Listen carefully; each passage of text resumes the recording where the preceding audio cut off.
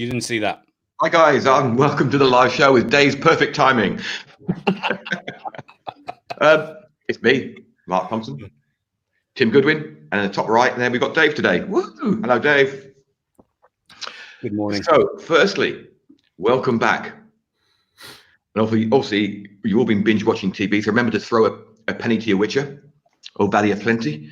That's my only TV quote for the weekend. See, Tim didn't watch The Witcher. I still haven't watched it. Terrible. Right, so this week we are going to go straight in and we're going to talk about what's happening, well, what we feel is going to happen in the coming year, maybe even the current decade if we want to start an argument. We just spent the last 10 minutes arguing.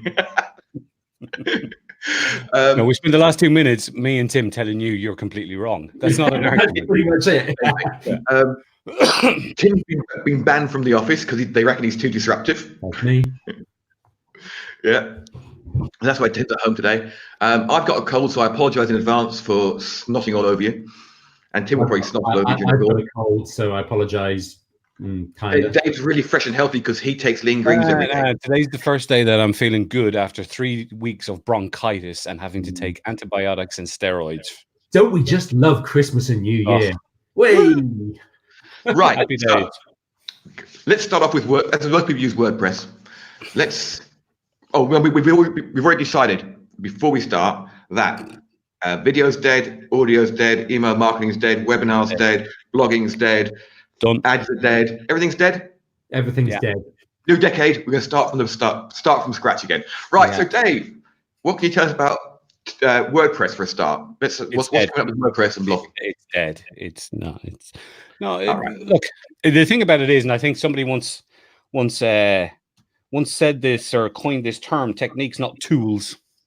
Yeah. I'm trying to remember who it was. I wonder who that clever person was.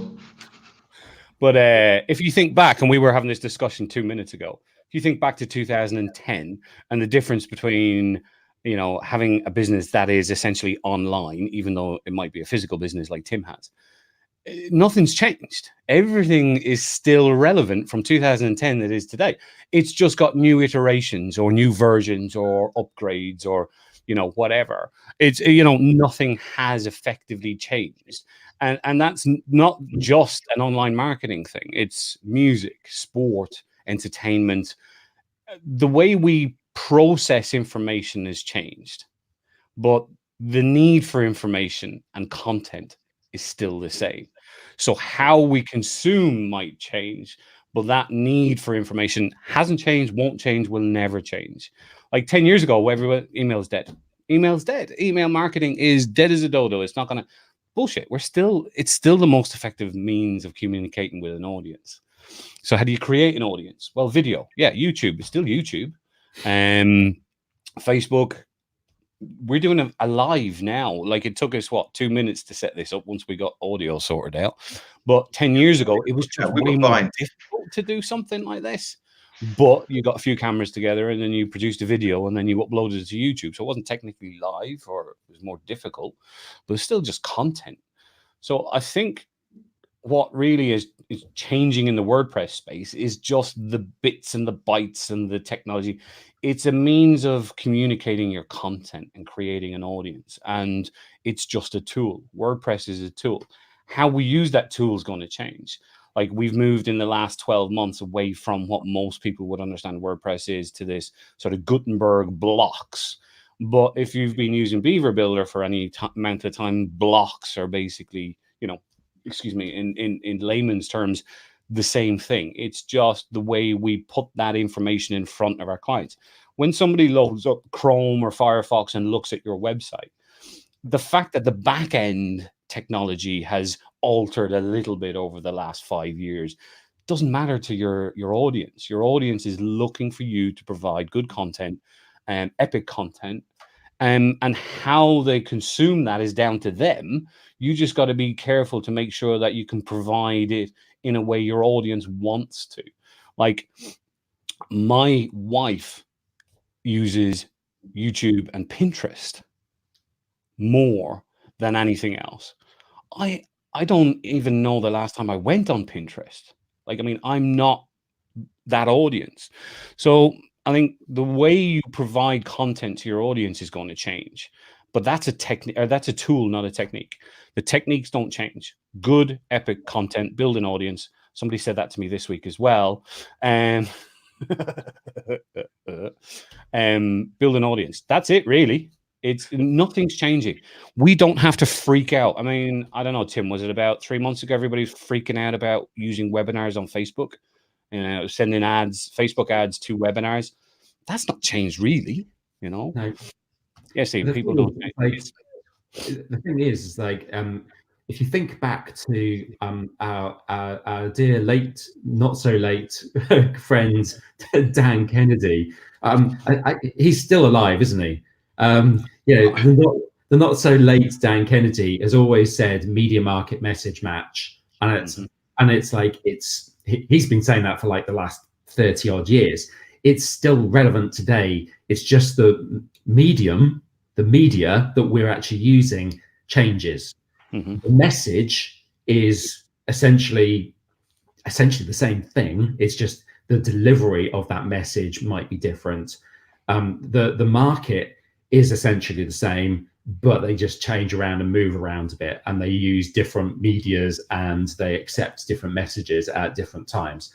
So when people say to me, "Oh yeah, blogging is dead," as Mark said, like, you know, about 5 minutes before we came on the call, is that it's like I'm still interested in blogging. I think it's such a hugely powerful platform for people.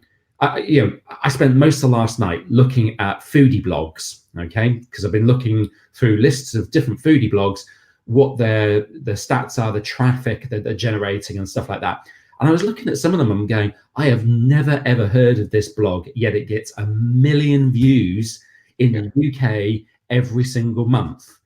And I'm like, it's crazy. And there's dozens of these blogs, and like they're just like you know, some woman who's decided that she wants to write about, I don't know, old-fashioned English recipes.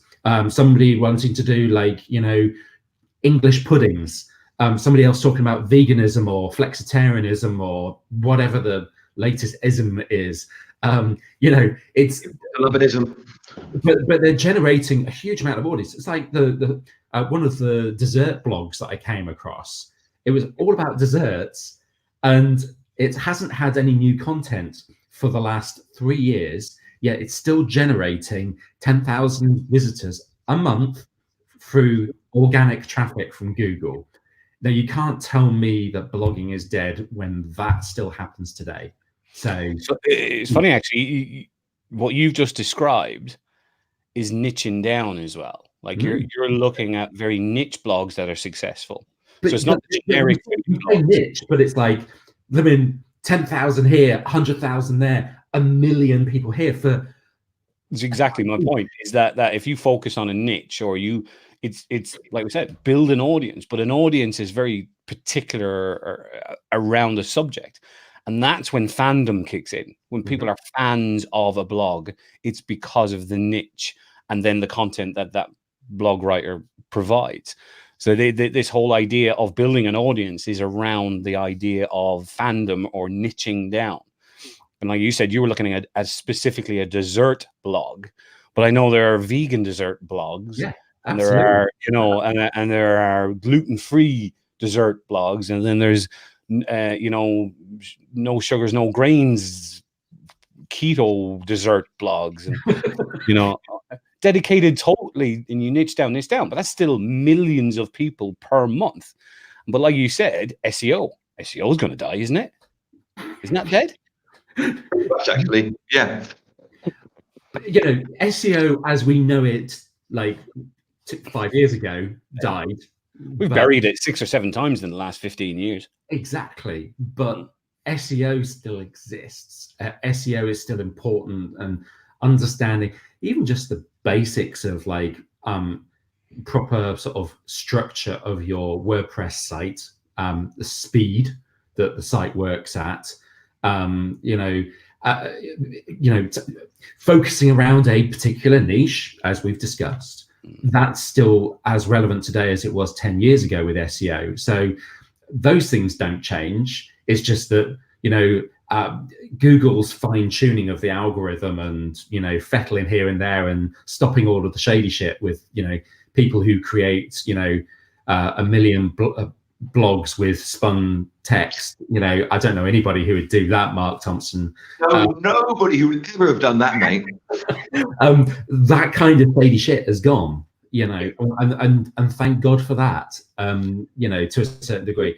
It's like, the thing is, there's still so much money to be made through advertising on your WordPress blog. If you've got a particular niche, if you've got a particular following, it's still a way of making affiliate income, whether it's through or ad network, you know, AdSense, whatever it's called these days, stuff, whether it's sending people to Amazon to buy stuff and you make a kickback from it. There's still ways of making that work. And I think it's still, and it will still be an important platform in 10 years time.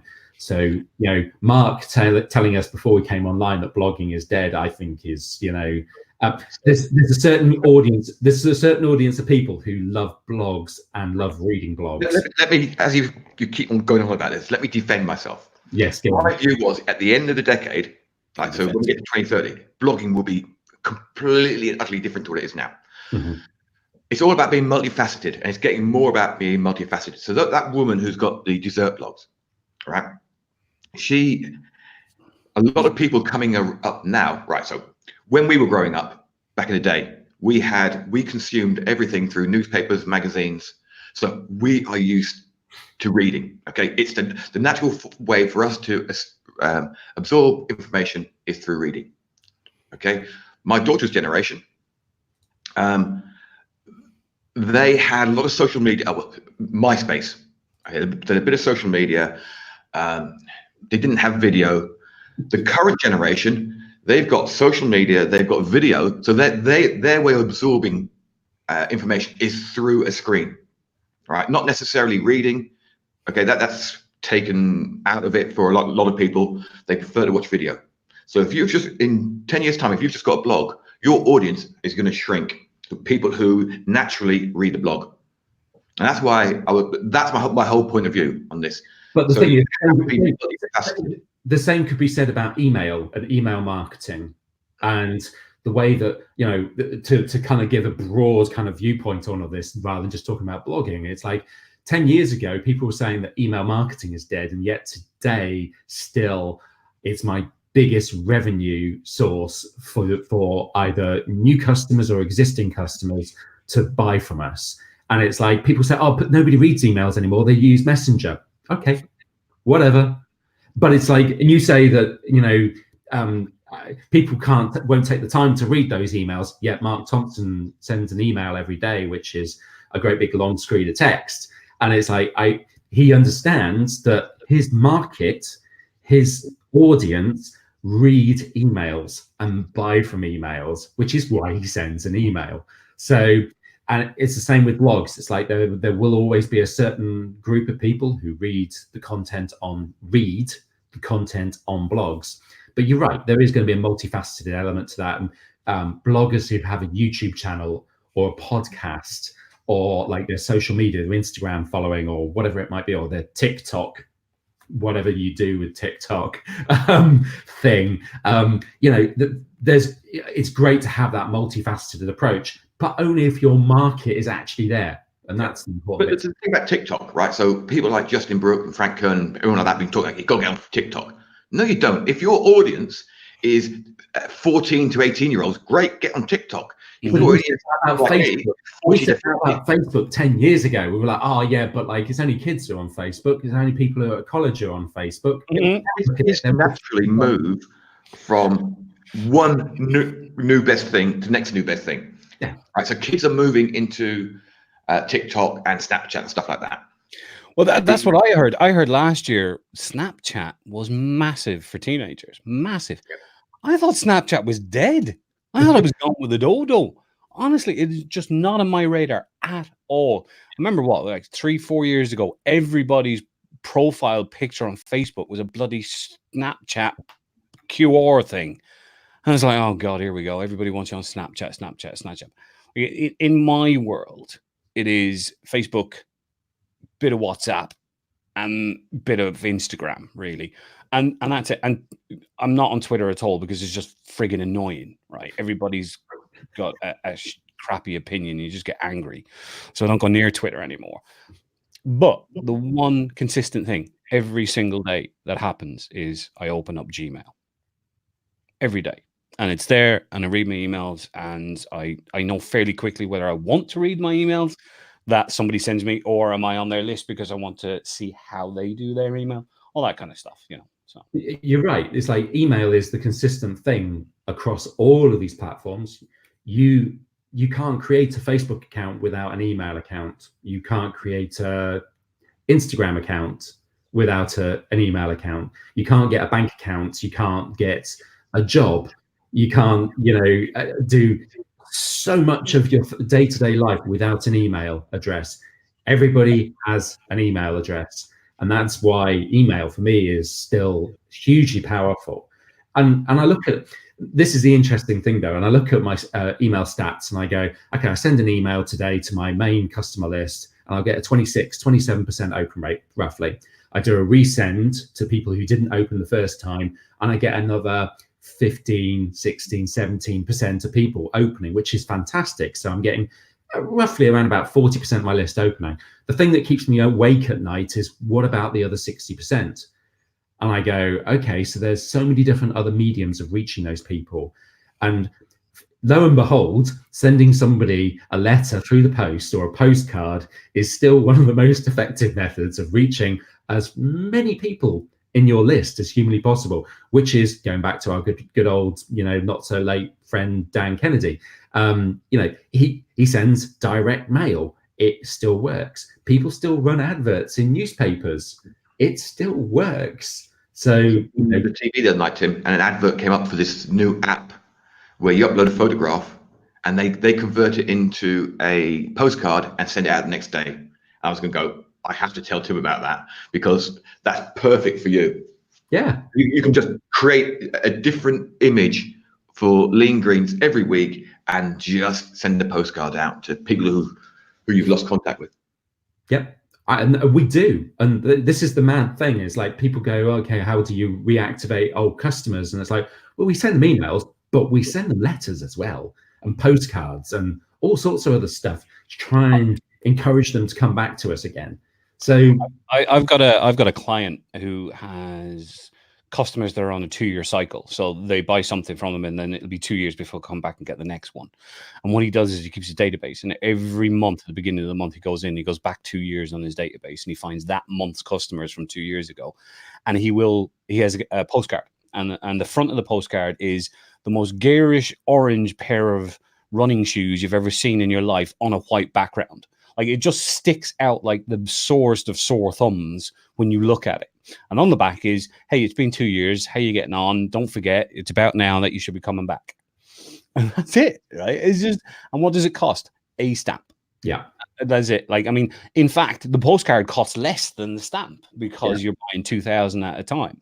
And I just literally put, right, name, address, stick a stamp on it, stick it in the post box, and can attribute thousands of dollars worth of custom every month to return custom. But it's the ones that will come back after 3 years or 4 years and it says, is there any way you could just like let me know? I should have come back sooner. Like, did you not get the postcard? Oh no, I didn't. So the odd one misses out. But that just reinforces, hold on, I need to make sure I keep doing this, because the ones that don't get the postcard are saying to me, oh, you should have sent me something to remind me to come back. So the whole physical letter type stuff is just, it's still relevant today as much as it was in the 90s and the 80s and the 70s when it was the only thing. Yep. Apart from advertising in newspapers and radio. So don't think moving forward in time changes what works. It doesn't. The way we might use the tools to achieve that, like you were saying there, we were talking earlier about SEO and how SEO is still important. What's changed is it's easier for the ordinary person to achieve good SEO on their WordPress site now than it was 10 years ago, because the tools are so much easier to use.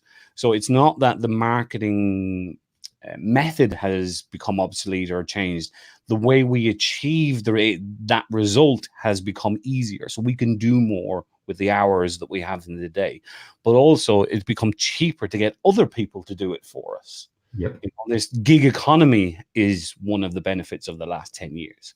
There are people that have these skills now that can do something very cheaply, whereas before it was very expensive to find people to do it.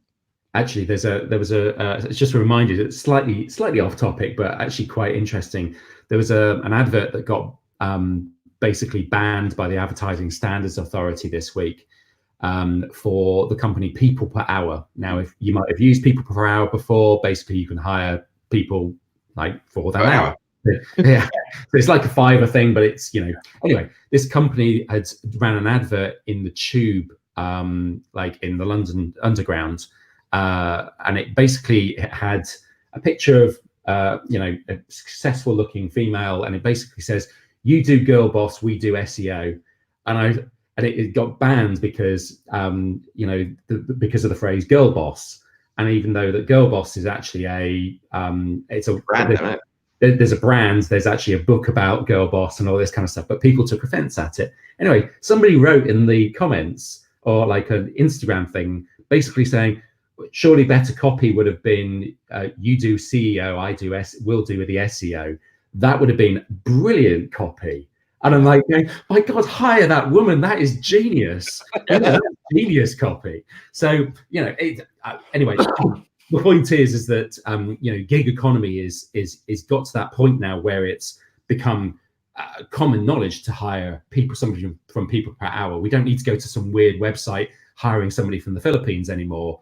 Fiverr's become sort of general knowledge, and everybody's got access to these the sort of the gig economy, or the micro sort of tasking community, and I think that's huge, and I think that's going to be a big part of where we're going to go 2020 is, how can we get more done by things that Mark's been talking about with like the distribution of the content, what do you call it? Content repurposing. Thank you. Sorry. Brains addled with decongestants. That's what it is.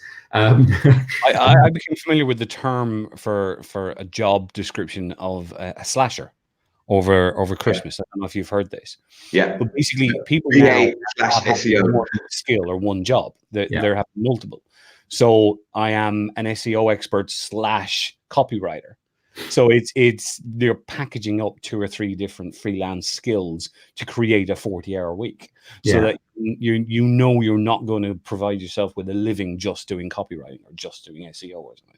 So there are this growing community of people that are known as slashers because they are something / something. It's that they're creating multiple career paths in one 40-hour work week and living perfectly good lives and making perfectly good income at it.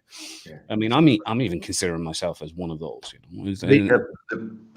The really important thing, the point that people will have probably missed from there, is people got offended. Yeah. For God's sake. I think it was like actually offended are the bane of my life. Honestly. I think it was something like, I can't have the energy to get offended with everything I see. Just let it go. I think it hurt me. It's ridiculous. It's like, obviously that advert must have been seen by literally like hundreds of thousands of people on the Tube that week, and there was nine complaints to the Advertising Standards Authority, and like, can I have the list of those people who got offended? I would like to go down and personally offend them. The thing is, it's interesting is that People Per Hour probably got more promotion from the fact that it got banned than the actual ad in the first place. No publicity, there's no such thing as bad publicity. It was fantastic. And what's the worst the Advertising Standards Authority do? It says, don't do that again. Don't run that advert again. And it's like, okay, sorry, move on. Naughty boy. Naughty boy. Yeah, that's pretty much all that happens with the Advertising Standards Authority. So there we go. Anyway, so in terms of others, sorry, I'll mention that first, shall I? StreamYard's new tools are very cool. we talk about all this stuff all of the time on our free SMO group, which is actually a private community joinsmo.com/free. Go there if you're not a member already. Fantastic little group. Anyway, the thing that I was going to move on to was what's new this year. What's the developing trend? What's the developing medium platform that we're looking at and moving forward to this year?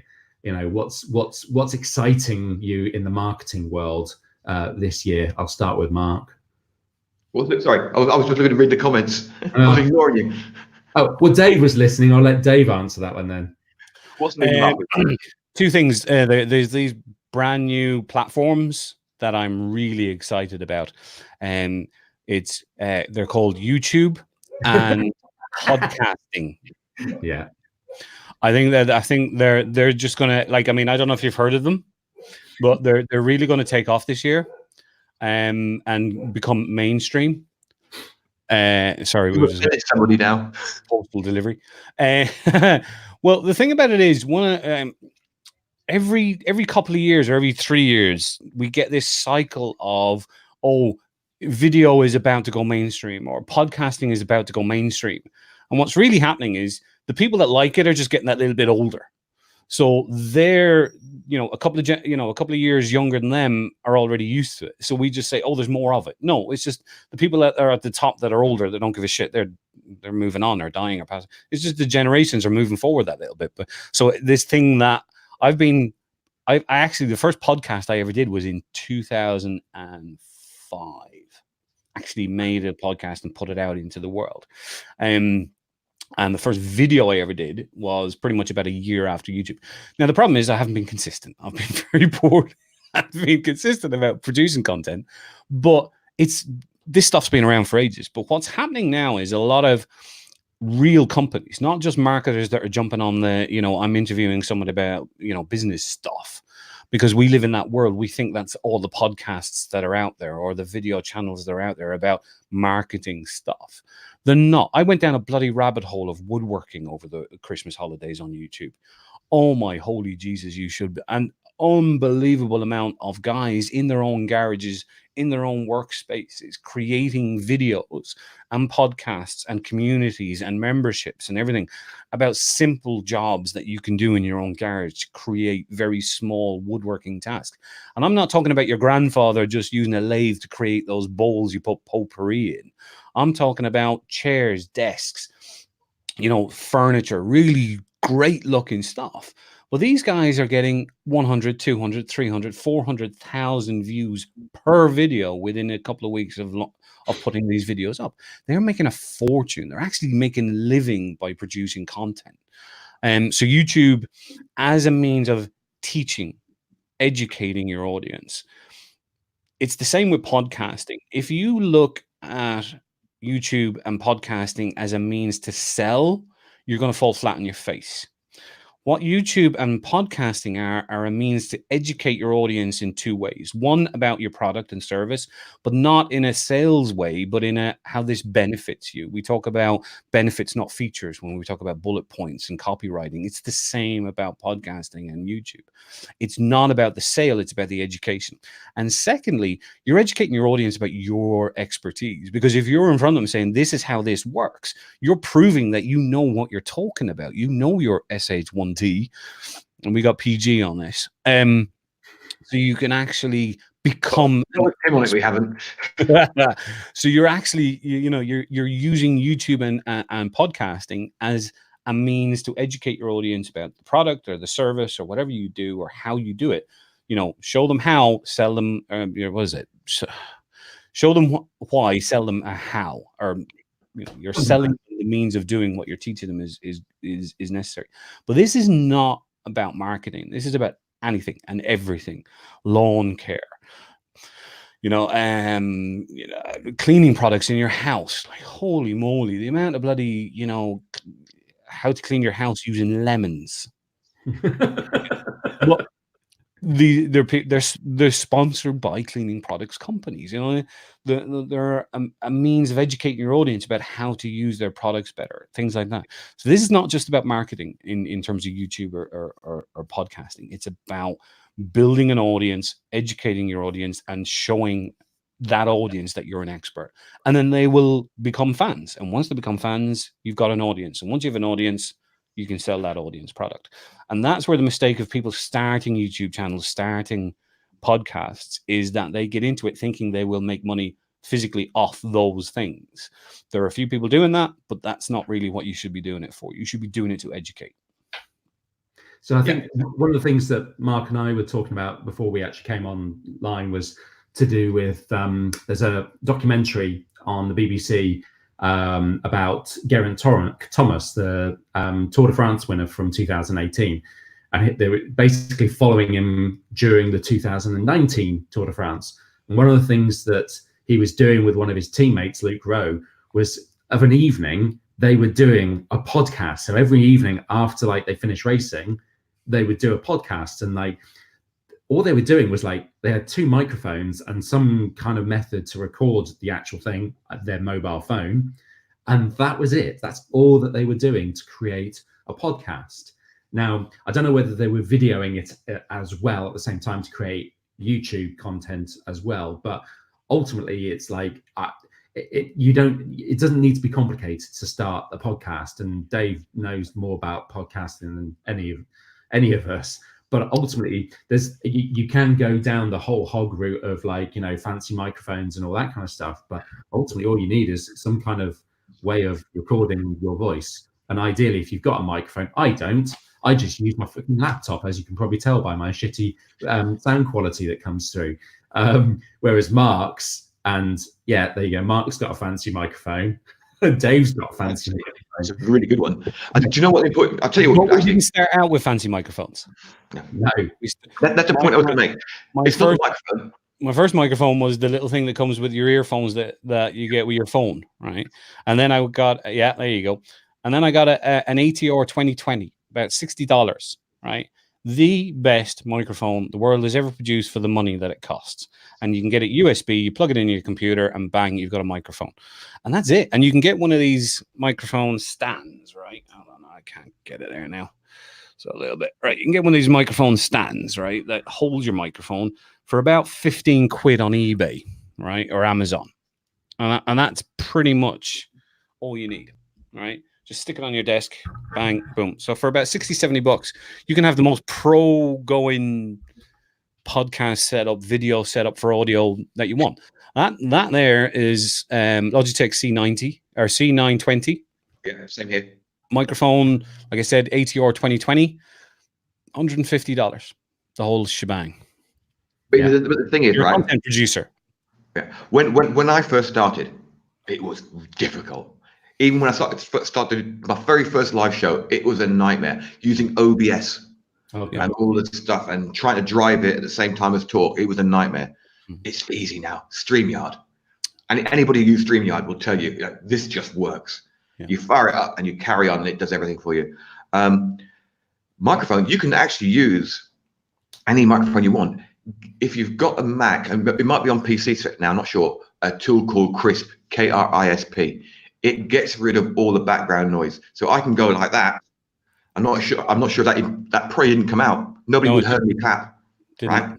It takes out all the background noise. I can sit next to some guy with a drill and talk, and it will block out the drill. It's that good. And audio, whether you're doing video, podcast, audio is the important thing. So if you can get Krisp for your device, get it and use it. It's brilliant. I've just gone on their website. You can get it for PC as well. Yeah, brilliant. So honestly, give it a trial. It takes out all the background noise, and that's the important thing. So you can use the cheapest microphone you can find that you can plug in, and it will pick stuff up and it will make it sound decent. Cheapest camera. This stuff used to be difficult. Now it's a piece of cake. I mean, you need no tech ability whatsoever. So, Mark, in terms of what's your sort of, not necessarily predictions, but it's kind of like what you're seeing as evolving for 2020 and beyond as far as the marketing world? What's interesting? What's catching your eye? What's catching my eye at the moment, as I actually talked about a few weeks ago, is we're all used to pixeling landing pages. Okay, so we pixel our own landing pages. When somebody comes onto our landing page, bang, we've got them pixels. We can retarget them. Best way of marketing. Okay, but I've now discovered you can actually pixel a link. Right. So think about this for a minute. You have a link going to who's the guy who does Entrepreneur on Fire? John Lee Dumas. So John Lee Dumas, big into podcasting, right? So Dave pixels his link, sends people to listen to John Lee Dumas's podcast, right? He's now got a list of people who actually went to John Lee Dumas's podcast. So he's got a list of people who are interested in podcasting. So Dave can now start to run ads to people who like John Lee Dumas, who followed the link, saying, hey, need someone to set up your podcasting service for you? Despite us saying how easy it was. Shit. But Dave can then target, Dave suddenly segmented his whole audience and everybody on Facebook who knows him, everyone on Twitter who knows him, into the people who like John Lee Dumas. Next week, he can send one out to people who like Pat Flynn's podcasting course, right? So he's now got people who have seen Pat Flynn's podcasting course, has seen Pat Flynn's promotions. So he can run an ad with Pat Flynn's, an affiliate link for Pat Flynn,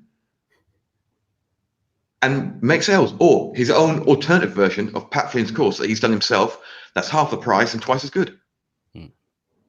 I mean, the world is opening up now. If you look at what's coming down the line, now this technology has been around for about 18 months now, completely passed me by until I suddenly thought, hang on a minute, can I do this? And yes, I can. So suddenly you open up a whole new world. So yeah, there's loads and loads and loads of ways of marketing now. Yeah, I think for me, one of the biggest things that is evolving this, I hope is evolving more than anything else. Maybe I'll be completely wrong on this front, but taking ownership again of your own audience. Yeah. One of the biggest challenges that we are going through at the moment, and I think more and more people are realizing it. Every time that people are running Facebook ads, they're running lots and lots of Facebook ads. Last quarter 4 of 2019 was an absolute shit show on Facebook, in particular in the run up to Black Friday, when Facebook's ad platform goes down again. And you suddenly realize that you are at mercy to Facebook, and your business and your success of your business is down to one platform, and you don't control any of it. And it's like, one of the things I do hope is that people start realizing that they need to own the audience more, or own the traffic flow, I think is more an accurate thing, which is why I've been looking at, okay, how can I acquire existing traffic streams, like existing YouTube channels or blogs that already get traffic, and like acquire those assets for me to then put my own adverts in front of them to drive to my business. And it's like, when you own the traffic stream, when you own the audience, you are no longer at the mercy of a Facebook or a Google. So I think I hope that's one of the changes that happens over this coming year, where people are, constantly being beaten up. And this has been the case since year dot with, Google and SEO and Google and their ads platforms and all that kind of stuff, where, marketers have always ended up bearing the brunt of changes to the algorithm or changes to technology or whatever, and you can't do anything about it. I hope that marketers are starting to realize that they need to own their traffic source. So things like an email list and a customer list and an address list. So like owning those assets rather than, letting another platform, an Amazon or a Facebook or a Google, can control it. So I think that's a huge part of it. The second part, I think, is diversification of traffic, in terms of, instead of just relying on Facebook or just relying on Amazon to provide you with customers, all that kind of thing. You need to diversify the sources of your traffic. So whilst I've been very, very successful this last 12 months with Facebook, it creates a huge amount of anxiety for me that's the only source of a lot of, or the predominant source of new customers. And I've been working super hard to try and find other pockets and other ways of doing that. So, that's kind of where I think that marketers should be going, and certainly within our community of SMO. And if you're not part of SMO, join smo.com/free. That's where we'll be talking more and more about taking ownership almost of your traffic stream. It comes back to still the old school methods of opt-in forms. And this is why the first couple of weeks of this year, Mark has done nothing but talk about build your audience, build an audience. And that's why you build your audience. Dave, that's what I'm going to talk about for the next 3 months. Yeah. But my whole first quarter is building an audience. You build your audience, and that's why you build your audience. There's a reason for it, is that you don't rely on Facebook, Google, anything at all, iTunes, It's the problem is that we've been a lot of new entrepreneurs that have come on board in the last year and a half, 2 years, 3 years, whatever, have been dazzled by the business opportunity. And I'm from my perspective, from my sort of day-to-day life, it's Amazon that's created that kind of expectation that Amazon will provide me with all of the customers that I want. And it's like, when you get a year down the line, you realize that you actually own nothing, and it's just a cash flow business, which for some people is fine. But that cash flow business can be, your needs can be taken away from you at any moment. And that's the challenge that we have with those big platforms owning the audience. So we need to get our piece of the pie back. And all of these platforms, your Amazons, your Facebooks, your Googles, they're all trying to make sure that they hold on to that. They realized very early on that the power is in owning the audience and owning the traffic flow. And that's why they put in controls and limitations in what you can do to take that audience and own that audience for yourself, because they realize that's where the money is for them.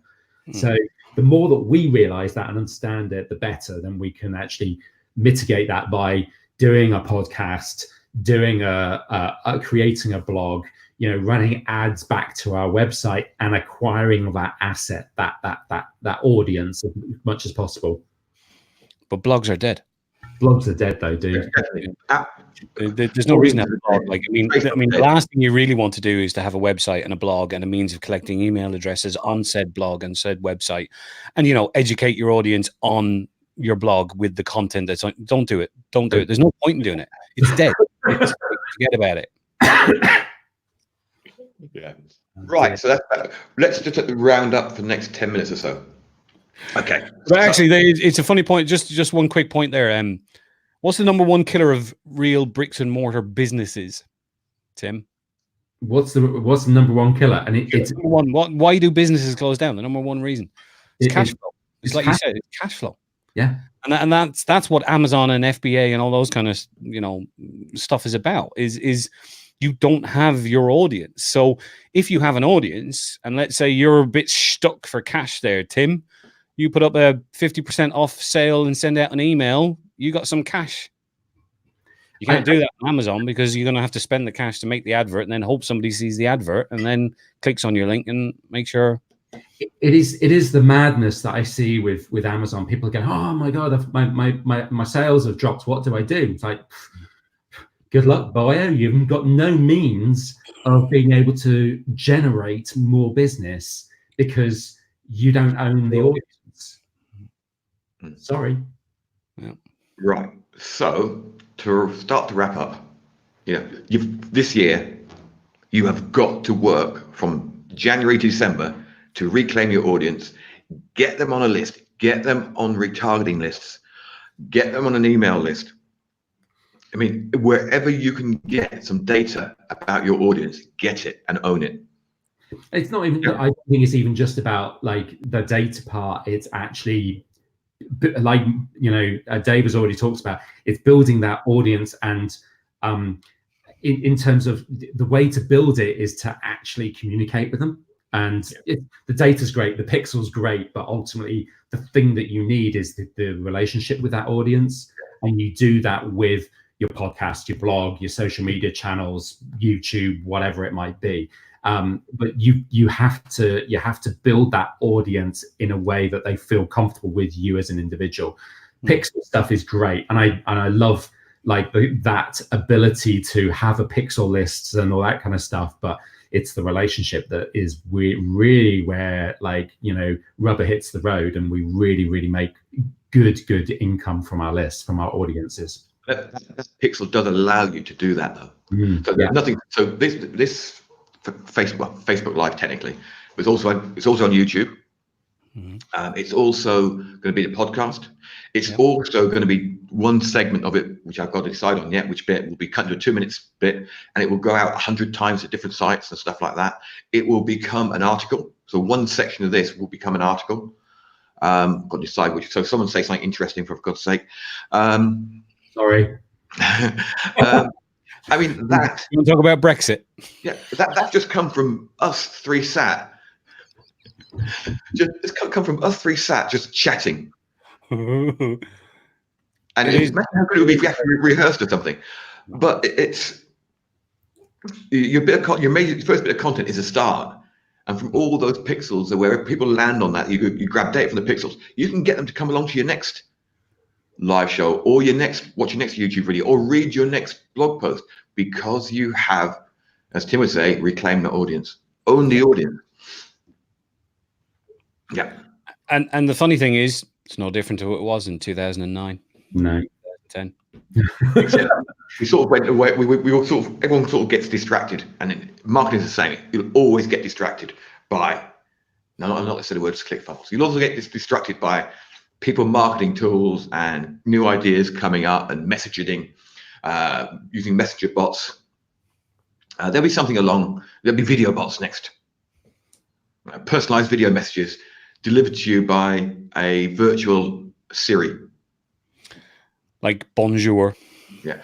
That's another one though. Audio searches. That's going to be big. Your eye on audio searches, because people go to Siri and Alexa and they go, Alexa, where can I buy, or where can I learn about podcasting?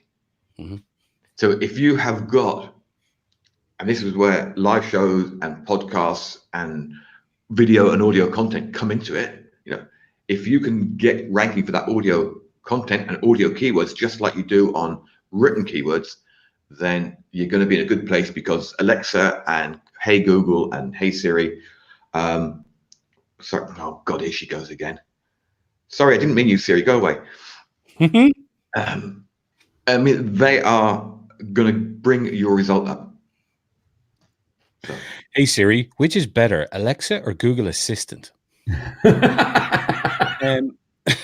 the thing about it is, like, audio search is actually dead simple. You go and you check out your blog, if it's not dead, and you look at your keywords in your Google Analytics, and you take all your keywords, and then you just make sure that your articles are, you know, set up for audio search. And you can bet your bottom dollar that 99% of your competitors are not doing that. So a little tip on that front, again, audio searches, is if you do a search for your main keyword on Google, say for example, I don't know, for lean greens, because I have to get it in the episode at least once today. Lean greens, its main keyword is green coals, isn't it? Greens powder.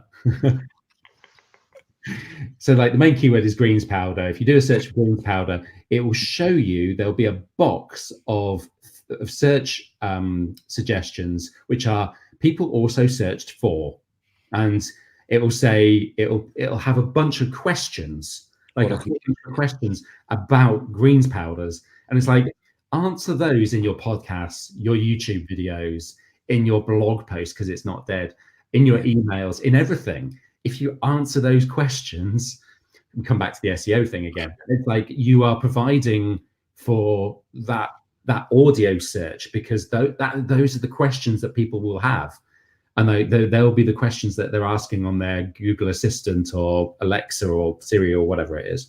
Dead simple hack. Doesn't take very long to do. Just like literally take a load of those questions, sit on a YouTube video and answer it, then get it like transcribed, made into a blog post, changed into an audio thing for a podcast, blah, blah, blah, blah, blah. Hey, presto, there you go. That's you done. That's marketing. Just go to Google and do a search for how do I create an FAQ page for search results. And that's basically what it is that box that has those other questions are websites have taken the time to do a little bit of jiggery pokery in the background and created a post that has the most common questions on one post. And when you click those little buttons, they have a little drop down arrow next to the question. You get a tiny little piece of paragraph of the answer, and then you can click on all of them and you get all your little answers. That can all be on your website. That can all be on your content. And you just got to set up your page in WordPress with a few little bits and pieces of code or, simple stuff that you can go on YouTube and find videos on how to do.